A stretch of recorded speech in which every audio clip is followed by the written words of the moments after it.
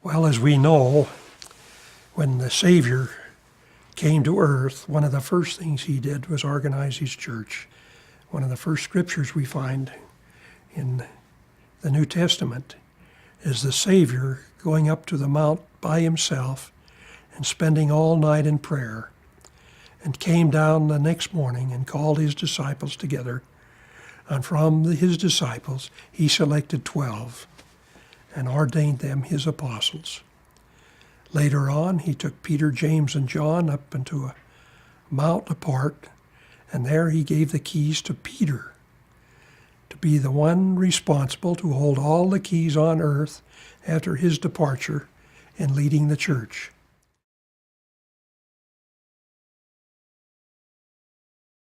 Now, in the course of time, the apostles could only get so far out in preaching the gospel.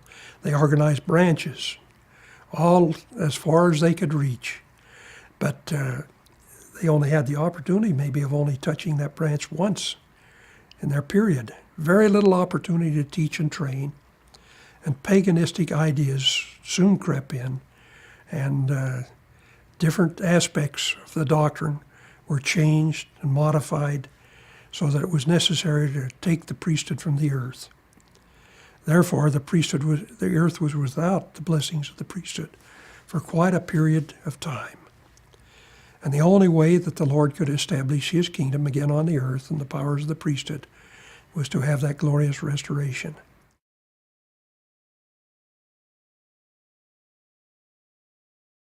As they were translating the Book of Mormon, they came across the doctrines in 3rd Nephi relating to baptism. And they wondered about it. So many forms were being used. Who had the authority to exercise baptism? They decided to appeal to the Lord in prayer, and on the banks of the Susquehanna River, Oliver Cowdery and Joseph Smith knelt in humble prayer. And there the great revelation occurred that John the Baptist appeared and put his hands on their head and said, "Upon you, my fellow servants," and ordained them to the Aaronic priesthood. So that was a glorious event. I hope all priesthood bearers remember May 15th, 1829 as a sacred event in church history. It's a special event in the history of time.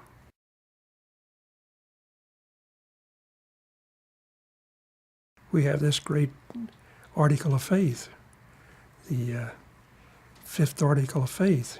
We believe a man must be called of God. That's the way he governs those who are called. They're not called by random. They're called by inspiration and prophecy, by those who are in authority to preach the gospel and minister in the ordinances thereof. So it's a direct line that comes to the people through inspiration by the Lord on those called to exercise the priesthood.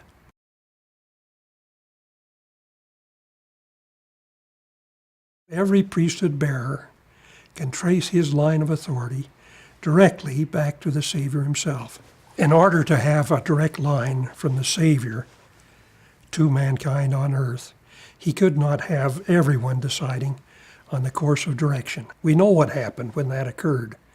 Baptismal forms took all different shapes, sizes, and forms.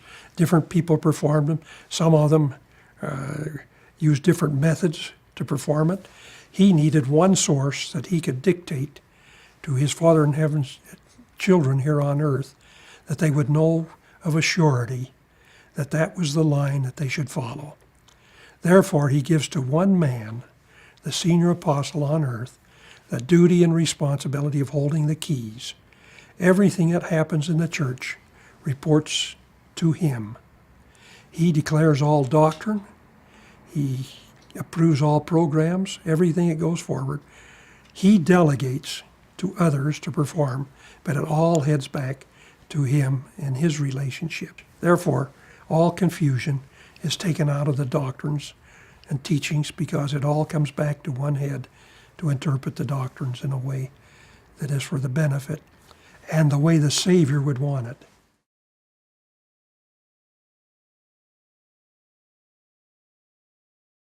I'm sure the Lord requires a report from the prophet all of the time. For I think every prophet has said, They would never be allowed to lead our Father in Heaven's children astray. If I ever tried to do it as president of the church, they would immediately remove me from my position. It's the one line from the Savior to one holding the keys that spreads throughout all the church. No man leads this church. It's the Savior's church.